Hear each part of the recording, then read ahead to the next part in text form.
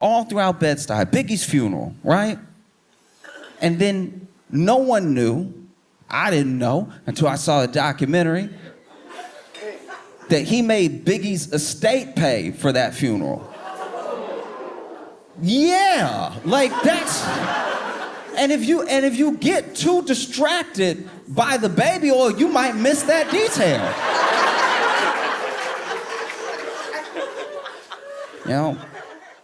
And it's a scary thing that what gets revealed in this documentary isn't just how bad Diddy was, it's also how bad so many of us want money, fame, something he could dangle over people that really let a lot of this abuse keep going, that really kept a lot of his secrets, that really kept people doing whatever it would take to be in the loop. You know, people can only have a real power over you when they have something that you want. Once you decide that you don't want it that bad or that you're going to get it for yourself, they have nothing over you.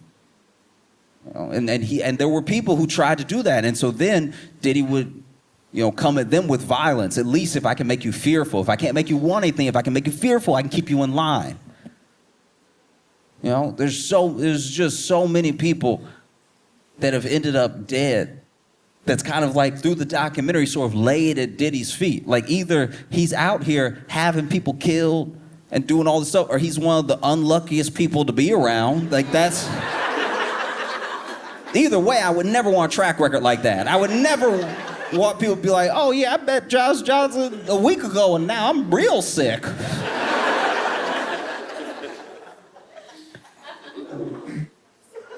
One of the things that's so harrowing about the documentary to me is that you see how long Diddy got away with things that people are saying plainly that he just did.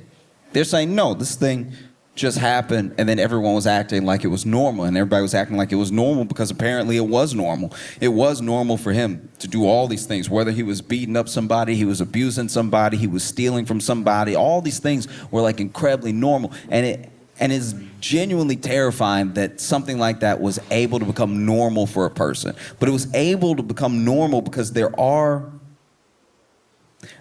in instances, it's a hard judgment to pass, but there are certain instances where you see a shade of someone who is big and bad and powerful and using all that power for evil, and you see a shade of that in even some of the people around them that they might be mistreating.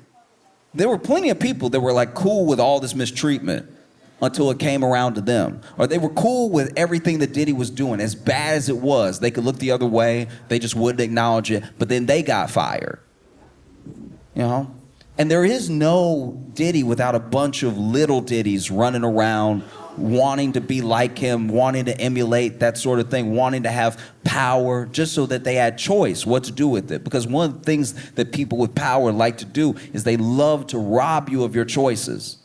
You know, there's always a choice to a degree. It may not be a choice that you like, but they love to rob the sort of feeling of freedom you have over your choices. You can make very hard choices.